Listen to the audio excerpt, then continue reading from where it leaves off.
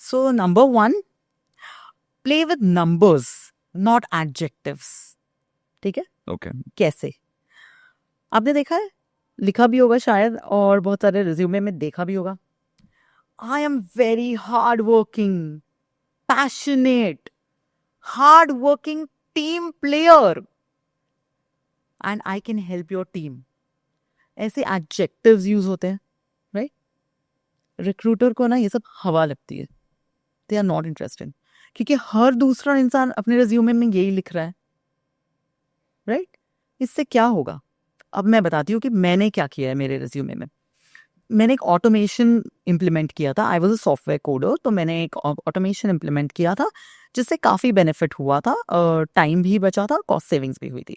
So what I did was I had mention that led a automation project which improved the production time by 20% and led to 35% cost savings. Now, this simple line helped me crack 2 interviews. Because they were so impressed with this one line कि मेरा पूरा जो interview का line of questioning है दोनों interviews में, and I am telling you those are very big companies, very big MNCs, dream companies of people, उनका पूरा टेंशन उस एक लाइन पे चला गया. अब आपको पता है वो क्यों हुआ होगा? Because I was not just talking in हवा में बात नहीं कर रही थी. मैंने इम्पैक्ट क्रिएट किया और वो इम्पैक्ट दिखाया. अब इससे रिक्रूटर को क्या लगा? 2 चीजें, कि this person is a very measurable person, मतलब ये मेजरेबल रिजल्ट्स लाती है. And secondly she is very clear. जब भी हम नंबर में बात करते हैं ना, क्लैरिटी होती है कि आपको अगर मैंने बोला कि आज मैंने 3 प्रोजेक्ट एग्जीक्यूट किए, उससे आपको क्या क्या पता चल रहा है? बट 3 प्रोजेक्ट्स में मैंने क्या मेजरेबल रिजल्ट्स लाए, और मैं आपको, अगर आप मेरे पास एक सर्विस लेने आते हैं, फॉर इंस्टेंस आज डिजिटल मार्केटिंग, ठीक है, और मैं आपको बोल रही हूँ हाँ ठीक है, डोंट वरी, हो जाएगा, आपका अकाउंट बहुत अच्छे से हैंडल हो जाएगा, मैं ये बोल रही हूँ. दूसरा पर्सन आपको बोल रहा है हाँ डेफिनेटली आपका अकाउंट हैंडल करेंगे, आपके फॉलोअर्स, आपके एंगेजमेंट यहाँ तक बढ़ेंगे, और आपका फाइनली जो लीड जनरेशन है वो भी इतना हो जाएगा. आप सर्विस मेरे से लेंगे या उससे लेंगे? उससे लेंगे. क्यों? कि उसने आपको मेट्रिक्स दिए कि आपका इम्प्रेशंस बढ़ेंगे, आपके फॉलोअर्स बढ़ेंगे, आपकी रीच बढ़ाएंगे, हम एसईओ करेंगे, ये 50 चीजें होंगी. सो अब ये नंबर्स में बात कीजिए. ये आपने बोला, जो मैं आपसे समझा कि जिसके पास ऑलरेडी एक जॉब है वो उसके लिए. अगर एक इंसान जो नया है, कॉलेज से निकला है, जिसने कभी भी जॉब नहीं किया है, वो अपने रेज्यूमे में ये नंबर्स को कैसे इंक्लूड करे? Very good question. अगर किसी ने जॉब नहीं की, प्रोजेक्ट्स किए हैं कॉलेज में, definitely final years, last two final year आपके कॉलेज में प्रोजेक्ट्स होते हैं. And with the new term coming in, जो हमारी आर्टिकलशिप, इंटर्नशिप बीइंग मैंडेट हो चुकी है, तो आपकी एटलीस्ट कोई इंटर्नशिप तो होती है. चलो आप मेरे को पूछो कि इंटर्नशिप जाने के लिए भी हमें रेज्यूमे बनाना पड़ता है, तब क्या करेंगे? करेक्ट. तब प्रोजेक्ट्स तो डेफिनेटली होते हैं कॉलेज में. आप प्रोजेक्ट्स इंप्लीमेंट करो, ऐसे प्रोजेक्ट इंप्लीमेंट करो जहां पे आप कुछ मेजरेबल रिजल्ट्स ला पाओ. जैसे अब आपको ये चीज पता चल जाएगी, हमारे व्यूअर्स जो अब स्टूडेंट्स हैं, जो कॉलेज में अब तक है और इंटरव्यूज फेस करने वाले हैं, वो भी आज ये चीज समझ चुके.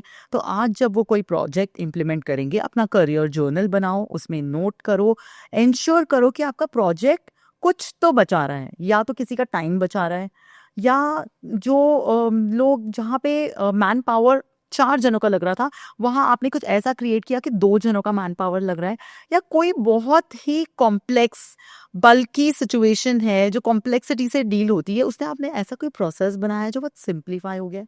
आप प्रोजेक्ट करोगे, इनमें से कुछ तो करोगे ना. Absolutely right. अगर नहीं कर रहे हो तो आई अर्ज के सब कुछ तो करो जो आप अपने रिज्यूमे में दिखा पाओ. तो डोंट यू थिंक आप अपने प्रोजेक्ट को क्वांटिफाई कर पाओगे? करेक्ट. राइट. आप अपने कॉलेज में सीआर्स होते हो, आप अपने कॉलेज में मे बी कल्चरल एक्टिविटीज में पार्टिसिपेट करते हो, बहुत सारे आपको अपॉर्चुनिटीज मिलते हैं अपने कॉलेज में भी अपने लीडरशिप प्रूव करने के लिए. Quantify that. वो हमें क्यों नहीं याद रहता? क्योंकि हमारे पास कोई करियर जर्नल नहीं होती, हम उसे नोट नहीं करते. जब टाइम आता है रिज्यूमे में अपनी स्टोरी बताने का, तब हम ये सब भूल जाते हैं. सो आप लिखिए, क्वांटिफाई करिए अपने कॉलेज प्रोजेक्ट्स को, and include that in your resume. Actually आपका करियर जर्नल का जो ये पॉइंट है वो बहुत इंटरेस्टिंग है, क्योंकि करियर जर्नल, जितना मेरा समझ है, करियर जर्नल सिर्फ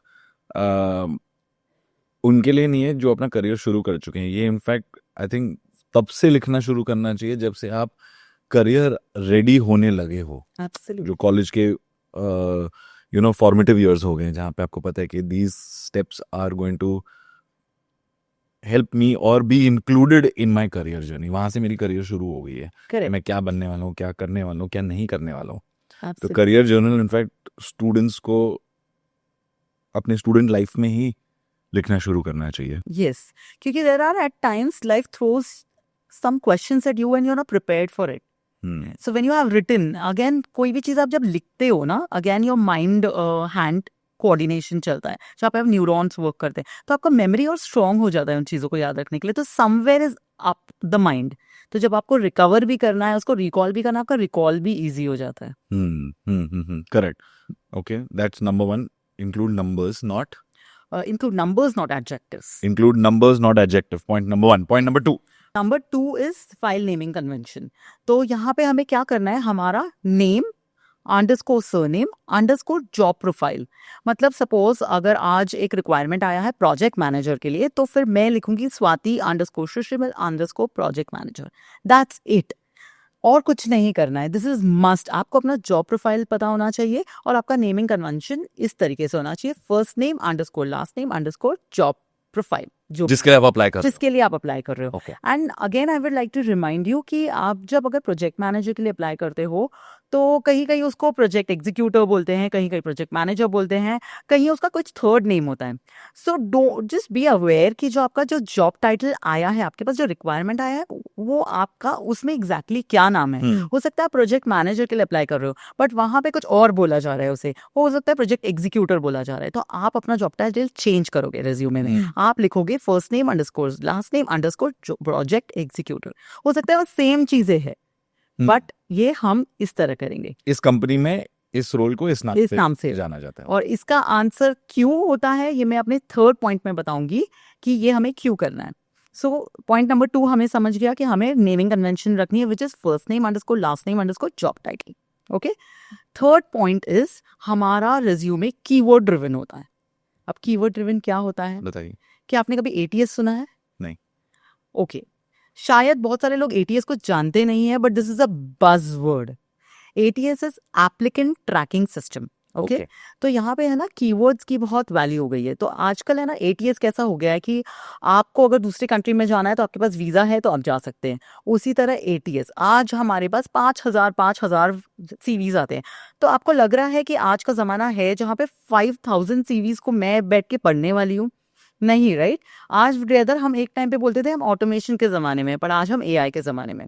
सो क्या होता है ना, मैं एज अ रिक्रूटर, सपोज अब आपने अपना CV मेरे पास भेजा. करेक्ट. अब मैं एज अ रिक्रूटर मैंने एक सॉफ्टवेयर बना दिया है. ठीक है. उस सॉफ्टवेयर में मैंने 10 कीवर्ड्स डाल दिए जो मुझे किसी के रेज्यूमे में चाहिए. ओके. तो वो 10 कीवर्ड्स अगर मुझे आपके रेज्यूमे में फाइंड हो गए तो it's a tick tick and it will come to me, otherwise it will not come to me. तो अब ये सारा हो गया. जैसे कि जॉब टाइटल की मैंने बात की पॉइंट नंबर 2 में, राइट. तो अगर जॉब टाइटल जो मैंने अपने रिक्वायरमेंट में भेजा, आपको पता है एक जॉब डिस्क्रिप्शन आता है, एक रिक्वायरमेंट आता है हमारे पास जिसको हम देखते भी नहीं है. ओके, रिक्वायरमेंट प्रोजेक्ट मैनेजर बस करना है, right. Most of the us make that mistake. वो नहीं करना है. हमें वो जॉब डिस्क्रिप्शन आज के बाद अच्छे से रीड करना है. Let me tell you, this is a very big hack. अच्छे से अच्छे लोग मिस्टेक कर जाते हैं and they don't get job, and I have seen them not getting job and I have seen them getting job after including this in their resume. अब अपना job description अच्छे से पढ़िए. वहाँ पे जो टाइटल है वो पहले इंक्लूड कीजिए. पॉइंट नंबर 3 था हमारा keyword driven, right. Keyword is actually gold mine. तो और आपके जॉब डिस्क्रिप्शन में और बहुत कुछ रिक्वायरमेंट होगा. जैसे स्किल्स बोल रहे होंगे कि ये 5 स्किल्स मुझे चाहिए. ओके. जैसे कोई सॉफ्टवेयर के नाम ले लिए, UTF, UFT, ऐसे. उन स्किल्स को अपने स्किल्स के सेक्शन में इंक्लूड कीजिए. Okay. 10 to 12 years of experience, 10 to 12 years of experience use कीजिए. तो जहां जहां आपका जॉब डिस्क्रिप्शन से आप पॉइंट्स उठा सकते हैं, कीवर्ड्स, उसे उठाइए और अपने CV में डालिए. तो बेसिकली जो जॉब डिस्क्रिप्शन आता है जिसको बहुत लोग इग्नोर करते हैं, यस, उसी में से वो कीवर्ड्स मिल जाएंगे जो एक HR या रिक्रूटर वो 10 पॉइंट्स या 5 पॉइंट्स डाल रहे हैं कि रेज्यूमे में ये 5 या 10 चीजें होनी चाहिए, वो रेज्यूमे है. तो 5,000 में से वो 50 फिल्टर होके आएंगे. तो जॉब डिस्क्रिप्शन पढ़ना वो. Yes. ATS. Yes, ATS, it's a buzzword. Everybody full form क्या है? ATS, Applicant Tracking System.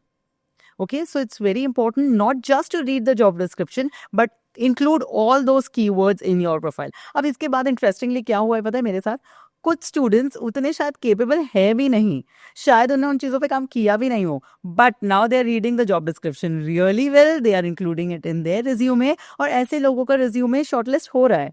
अगर आपने भी सुना होगा कि लोग बोलते हैं यार मैं इतना काम कर रहा हूँ, आई एम केपेबल यार, पर मेरा रिज्यूमे रिक्रूटर तो पहुंच ही नहीं रहा, बिकॉज काम करने के बाद भी आपको वो एग्जैक्ट नॉलेज नहीं है कि आज in terms of AI, in terms of ATS exactly क्या होना चाहिए आपके रेज्यूमे में। So these are the 3 hacks points जो मुझे सबको बोलना है कि ये तो आपको करना ही है। अगर ये आपने नहीं किया तो I am sorry to say it's very difficult for your resume to get shortlisted. 3 points बताते हैं। Number 1, Numbers, include numbers, not adjectives. Quantify your set. Number 2, Okay. Number 2 is आपका job title पढ़ो, और exactly job title जो आपके job description में है वो as a naming convention, first name underscore last name underscore job title, ये आपका second naming convention होगा, right? Number 3, Number 3 is ATS friendly resume, job description पढ़ो, keywords उठाओ और keywords अपने resume में fit in करो, एंड फिर आके मुझे यही कमेंट सेक्शन में बोलना कि आपका रिज्यूमे अगर सेलेक्ट हुआ है या नहीं हुआ है। Trust me.